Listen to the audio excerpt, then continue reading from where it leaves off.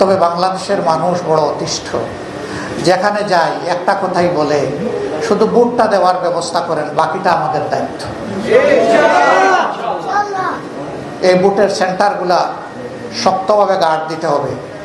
আমরা চাই ভোটটা নিরপেক্ষ হোক, সুষ্ঠু হোক। সেই ভোটে যেই পাশ করবে আমরা তাকে অভিনন্দন জানাবো। কিন্তু আমরা 3 বার ভোট দিতে পারি নাই, এবার 4র্থবার কেউ যদি আমাদের ভোট ডাকাতি করতে আসে, আমাদেরকে তৈরি থাকতে হবে ডাকাতের হাত ভেঙে দেওয়ার, যেন দুঃসাহস না করে আমার ভোটে হাত দেওয়ার।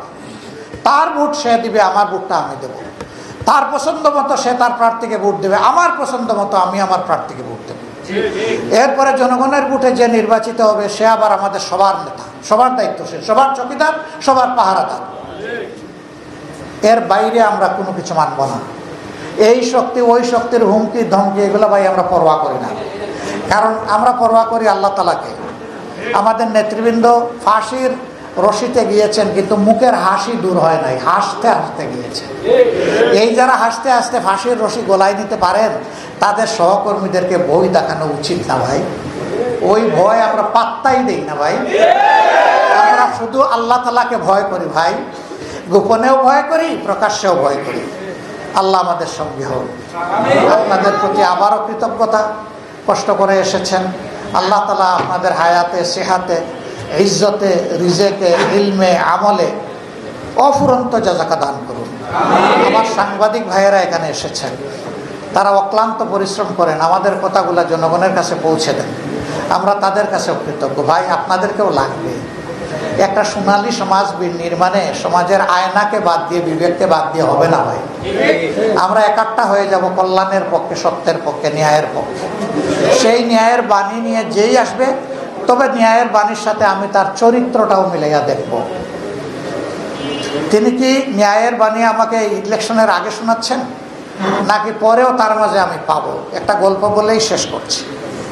এক শান্ত পথিক পিপাসার্থ হয়ে দৌড়াই এসে এক চেয়ারম্যান সাহেবের বাড়িতে ঢুকছে, হাঁপাইতে হাঁপাইতে।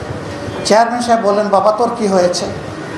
বলে যে আমার পিপাসায় ছাতি ফেটে যাচ্ছে, আমাকে একটা কিছু পান করতে দেন।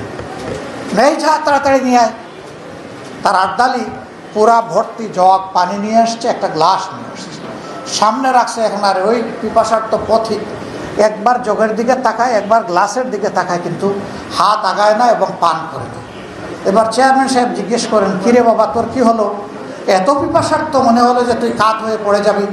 এখন তোকে পানি দেওয়া হলো, গ্লাস দেওয়া হলো, তুই কেন তুলে নিচ্ছিস না?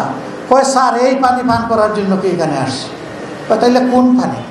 ওই যে ইলেকশনের সময় আসছিলাম, আর ফুস করা পানি একটা খাওয়াইছিলেন, ওই ফুস করা পানি পাবো না স্যার? ওই আবার ইলেকশন আসলে পাবে, 5 বছর অপেক্ষা করে।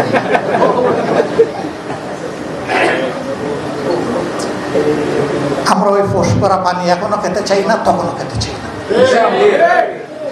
12 মাস প্রতিদিন 365 দিন যেই পানি পাওয়া যাবে সেই পানি সমানভাবে ভাগ করে খাবো ইনশাআল্লাহ।